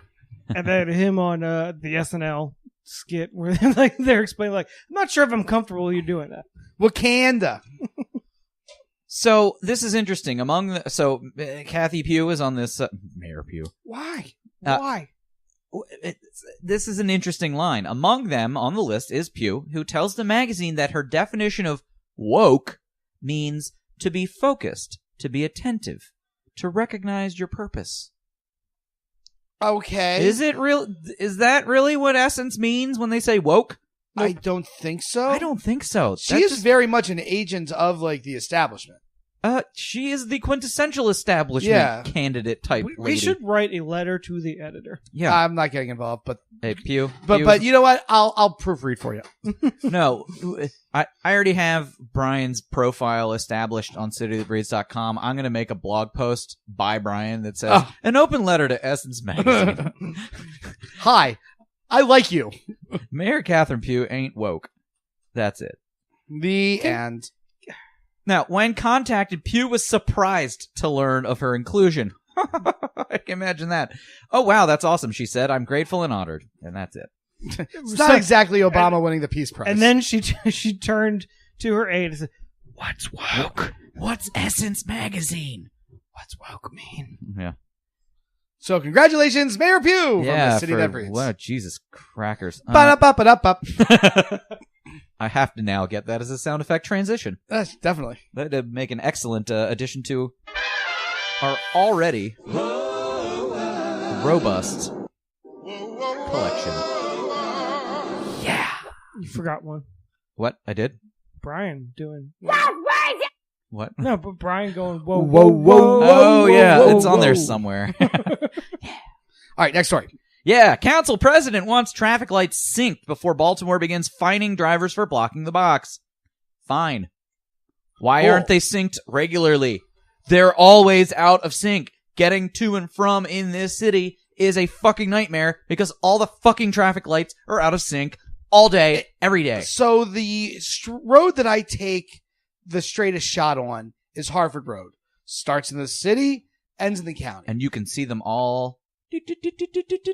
At a certain point at the county line, they all line up. And right. It's glorious. It's glorious. As soon as you get into the city, it's like, it's like a Kafka-esque nightmare. I wonder, carjackings are not exactly the problem that they were 20 years ago. I wonder. We don't have a carjacking problem. We have a people problem. We have a people problem. I wonder how easily solved some of those problems are, like red light crime problems, if you sync up the There's a problem. They're waiting on a part. Oh yeah. Lots of parts. So many parts. Listen, I called the distributor.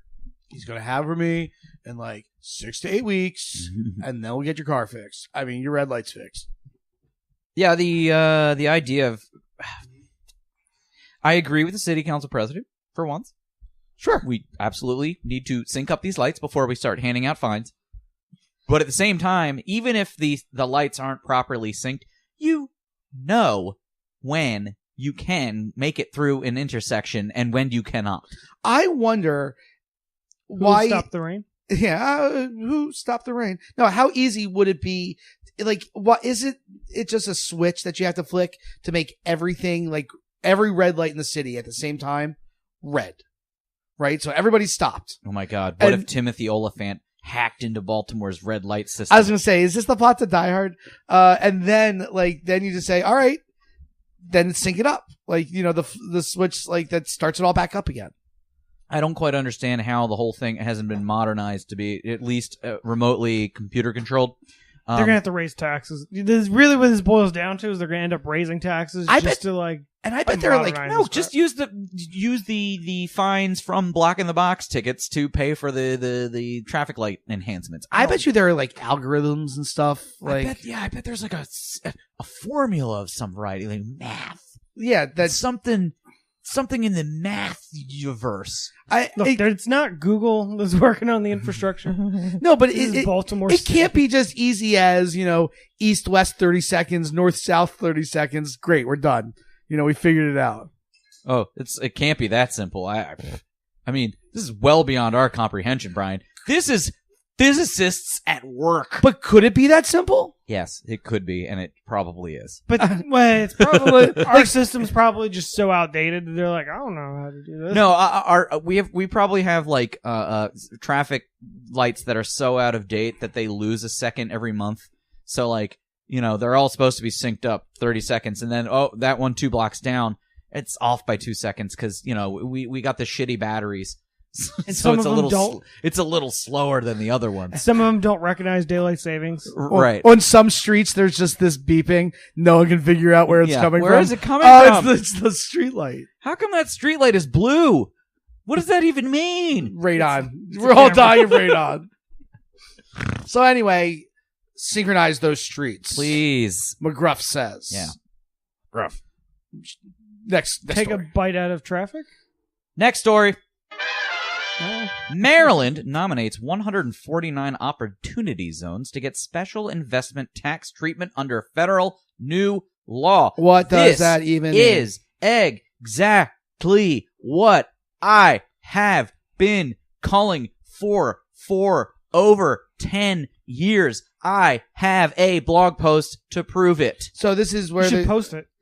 Is this Repost where it. I will. Is this where they're saying here are some blighted areas you don't Yes. have to pay taxes? Basically, yes.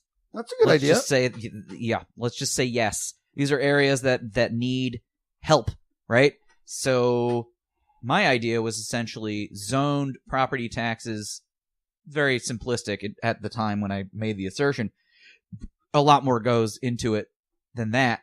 But the idea is these areas that, nobody wants to live in, you just make it a zero property tax zone and say you get a 10-year gratis, and during the time that you're living there, you don't pay property taxes. You are expected to live in your house. So, playing devil's advocate, Please. who is that going to attract? Is it going to attract the person who just needs to get by on a day-to-day basis, or is it going to attract a developer who's going to scoop up a bunch of cheap property and then rent them out? Well, it depends on...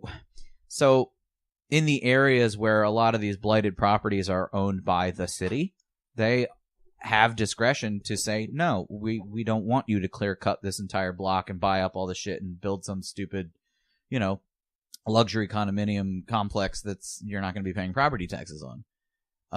But, for the average... Like anything else that the city does or any program has in place, there are requirements. If you want to live in a subsidized housing situation, you have to have a median income requirement or whatever. There have to be. There's a checklist. You have to. So what you're saying is you have to You can't just be developer XYZ scooping. No. All right. It's like anything else that. I really want to get to this. We can't do it this week, but I want to talk about this idea that Trump floated about like people that are, getting food stamps, getting basically boxes of food from the government. It is insane. It is like I only half hate it. No, I all the way hate it. I know you do.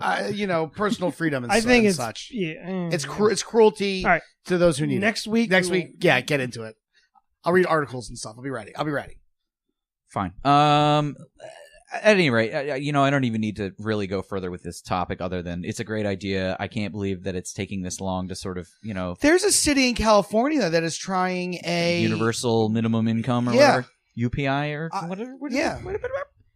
Guaranteed. Okay, so they also have this pilot program, and we probably listened to the same episode of Love It or Leave It, where that guy, or was it Bill Maher? It was Bill Maher. Could have been either. Anyway, he's 27. He's the mayor of Stockton, California, right. and he's running these programs where it's like they have that, a guaranteed minimum income, which the entire state of Alaska has because of oil stuff. Yeah. What? Really? Uh-huh. Yes. You get a check. It was Ted Stevens, I believe, that got that deal going. And isn't Alaska pretty Republican too? Oh yeah. Yeah, but if you live in Alaska, but actually, I want to correct that a little bit. They are Republican AF, but they're more libertarian than Republican because they legalized so far away. They're all rugged individualists. They can see Russia. They can see Russia from their houses. They basically legalized marijuana. So they're very Jesse Ventura over there, Okay. But you also, if you're a resident of Alaska, you get like $1,200 a month. Right. No, I think it's like a year, but still. Then it's more than that. But yeah, it's they get a lump sum payment because basically, if you live in Alaska, you've got oil in them there hills. Well, that's how they just cut you a check. That's how the state of Alaska came to an agreement with ExxonMobil, whoever, whatever. So they justified raping their land. Exactly. They said everyone in the state's going to get a check from this company because we're allowing them to rape the land. Whereas in Stockton, California, no one's raping the land necessarily. People are just getting like screwed by American industry in 2018. Well, whatever the reason is, it's robots are taking them. South Park had it half right. Goobacks. Where instead of the goobacks, it's just robots. Yeah, it's a pilot program to sort of see what happens if you just give people money and see how it helps them or how they squander it or whatever. I feel like really hope I've done these studies and it doesn't work out very well. I don't know if that's true. It depends on it does depend on the population that the study is being performed upon. I think that the outcomes, as long as they're honest with measuring what everyone does with that money, and the people who are asked the question, how have you spent your money, are honest with the people that are asking the question, which they won't be for the most part, especially if they're spending the money on lottery tickets or cigarettes or something like that. But I don't think they will be. You don't know that, and it doesn't matter. You won't know that. That's true. So when they get their answers from anybody they're saying, I'm buying batteries for toys and I'm buying groceries and I'm buying responsible things. Cash or a check, give them a debit card where you can track the purchase. And then what? But this is where we're talking about dry canned goods from Trump. Right. Because the element of control there is like, what can you and can you not buy? The idea, it's universal guaranteed income. You can't dictate what the people spend the money on. Personal freedom. Yeah, Whereas I think that's different from EBT or CHIP or something like that, where it's like... You can't order Domino's. Or get hot food. No, if I were the person in charge of, the Freedom Card or whatever, I'd be like, no, you can order pizza. But only 3 toppings. But you couldn't... I wouldn't allow... Oreos. You wouldn't allow a taste test of Oreos? Poor people aren't allowed Oreos? It's like it's because you get Brian, it's not to say that poor people aren't allowed Oreos. It is to say that if you are on the public dole, and this includes developers. And this is the point that I wanted to bring up in the future conversation. We are perfectly fine with saying to developers like, "Hey, you're going to get $100 million in tax credits. Well, you're going to have 20% of your housing, units available to low income, affordable income, people." And they're like, well, but we're very comfortable with doing that to them. But we're not comfortable with telling people that we're giving taxpayer money to feed their families. Hey, don't buy nothing but something that's terrible Chips, for you. Frito-Lay. Right, like garbage food. I think you'd be surprised because remember, most people using food stamps, EBT cards, whatever, are working to get off of them. Yeah, and that's the idea, and I hope that is the end point. I mean, for the majority of the people. Yeah, I mean, remember, I spent what 10 months. But either way, like but it was glorious. Were you buying, tubs of chips when you were on it? No, but I was buying the same like hot dogs and bullshit that I would be if I had money for groceries. I would probably be. So why did you buy hot dogs as opposed to? Because they're cheaper. I was gonna say ground turkey because it's cheaper. Well, that too, but it's cheap. I don't like turkey dogs. No, but I'm saying I was just picking like gross foods that I eat. I was still getting the deli. I was still getting all that shit. But ultimately, that is also the point that the stuff that people can afford tends to be bad for them because it's gross and right because it's mass produced and cheap. Right. So you're gonna buy a 20-pack of hot dogs because it costs $3 as opposed to 4 ounces of a good cut of meat because it's $10. Yeah, totally. Yeah, it's all fucked up. Right. It's a cycle. All right, but we'll get to that. Right. So that's why I almost lean in favor of getting a Blue Apron box every 3 days from the government. How long before that Blue Apron box, which are you saying every you get meal planning and delicious chicken marsala and shit like you would get from Blue Apron or so good. Or it's here's your brick of government cheese, here's your fucking powdered milk, here's your because that's what it ends up as. No, that's where it started. That's how it was. It just was. Government cheese and powdered milk and powdered eggs and powdered this and powdered that. I think, look, the government could cut a deal with Blue Apron and be like, we're not paying full fare for these boxes. You're just going to give us market value. You're just going to survive. You're going to give us market value, and we're going to feed these people to the best of our ability, and they're going to get good shit. This is going to be the whole 30 plan. This is going to be the... the base plan. I just don't think you can dictate what people can and can't eat. You can give them money to feed themselves. You cannot dictate what they do with it. That's just. But back to my point, we're perfectly comfortable with other aspects of government telling people what they can and can't do when they get public assistance. Except for the fact that we let the developers out of it every time. Right, but why? Why do we do that? Because America sucks. Da-da-da-da-da-da.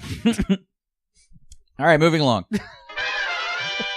In 2010, Baltimore had 16,800 vacant properties, which I do think is a low number, because I think it's much higher in reality. 8 years. I wonder if they just remove the buildings that they've torn down or fallen apart. Right. 8 years and millions of dollars later, the number is down to what do you think that number is? Vacant? Oh, I think it dropped 400. You're very close. Was it 600? 300. Oh, okay. 16,500. Brian overshot it. No, but I think I saw it. That's it? Is it supposed to be better than that? It is supposed to be better than that.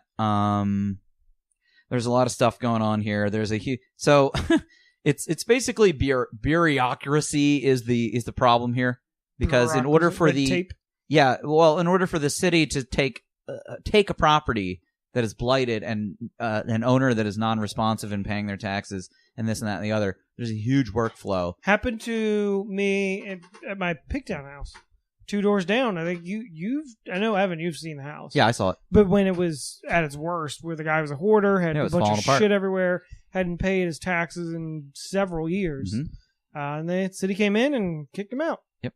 And now they're renting it to a doctor. Oh, well, that's that is an actual vacants to values. Yeah.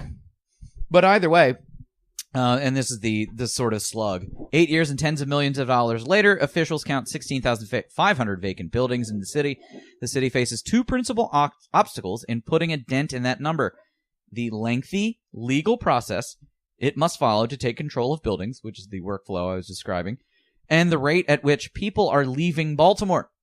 So the amount of vacants, as there's no one to live leaving, in them, right, is outpacing the rate at which we can destroy the buildings that are blighted.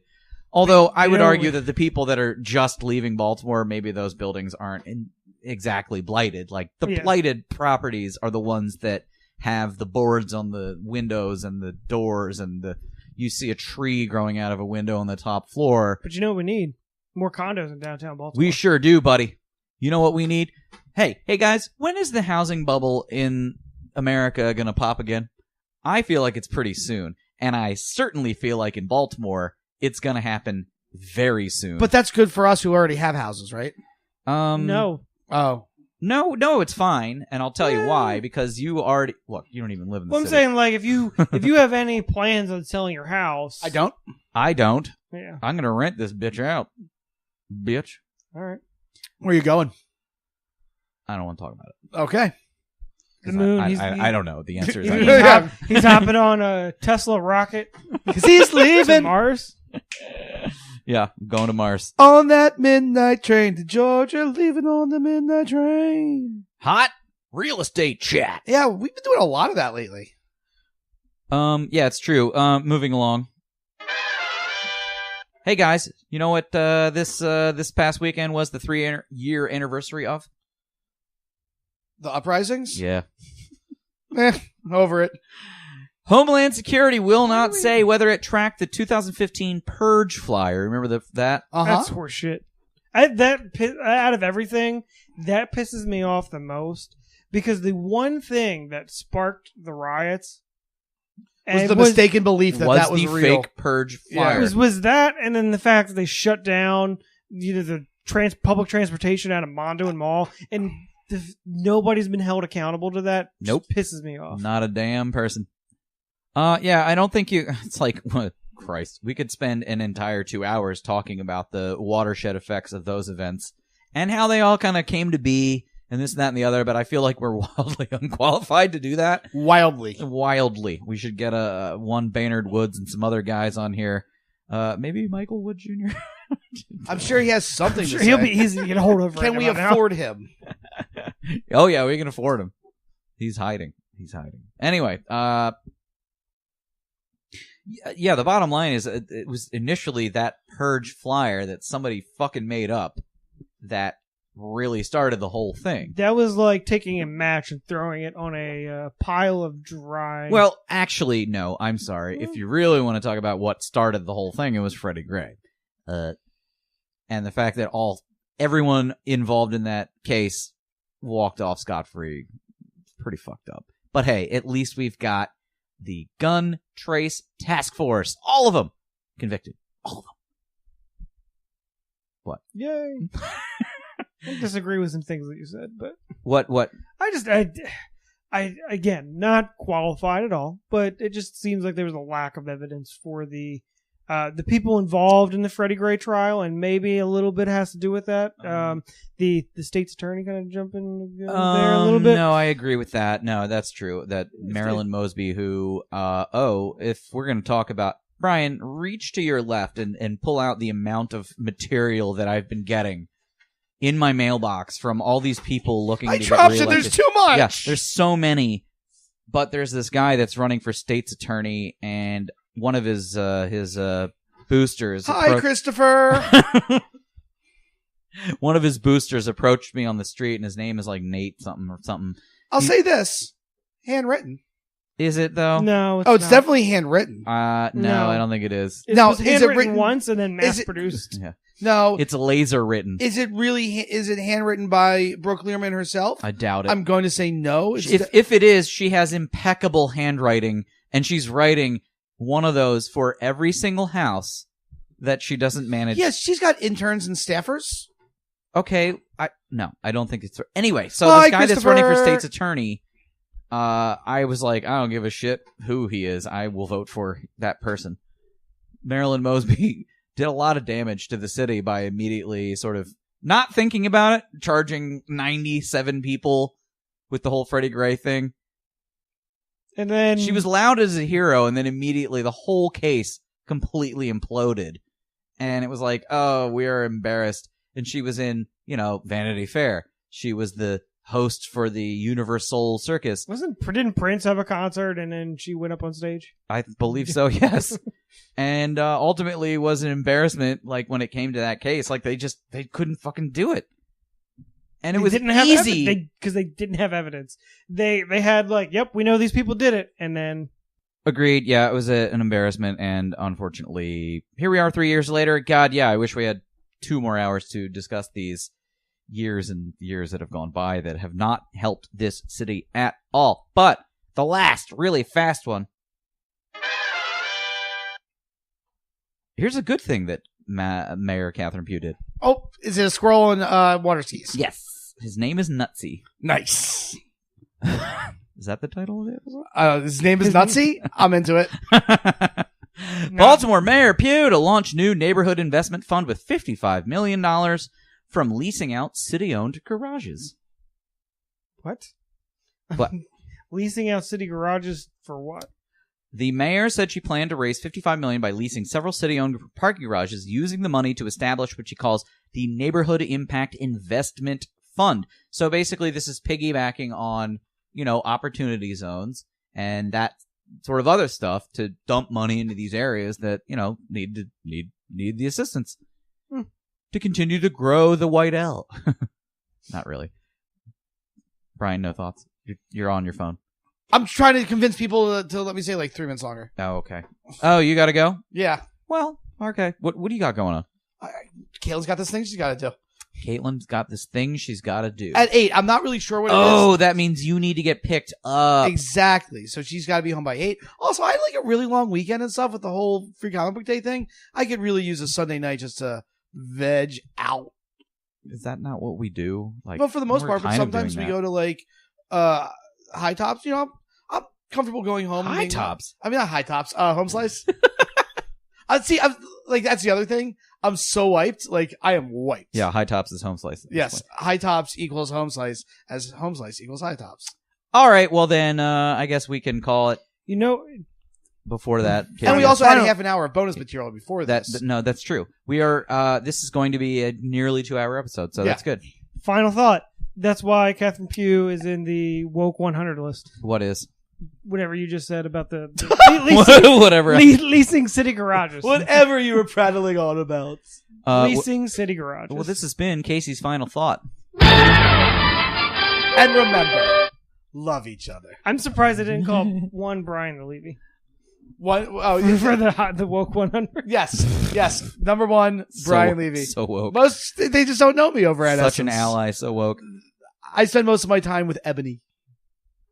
Ebony and Ivory. Oh, that's just another. All right, time to get a little angry. Time to get a little venti. Essence's top 20 angers. Time to get a little pissed offy. Oh, I was emailing with Lowell Meltzer. I'm sorry, texting with Lowell Meltzer. Uh-huh. And we're gonna arrange another visit. Nice. Possibly out in Carroll County. Oh. Whoa. At the Meltzer Estate. Whoa. Possibly with Mark Ronick. Whoa. We don't know. Pool party? Yeah, I hope. Bikinis. Oh, we're swinging. All right. Ooh. Who gets Lowell, not it? I do. All right. Time to go right ahead and tell everyone to shut up. We're going to let the band deal with this.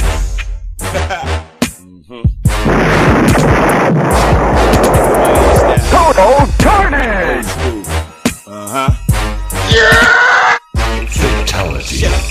All right, this is the end of the show in which we tell persons, places, and things that are lowering our quality of life and giving us the opposite of jollies to shut up. You know what I'm saying, bro? Uh-huh. Yeah.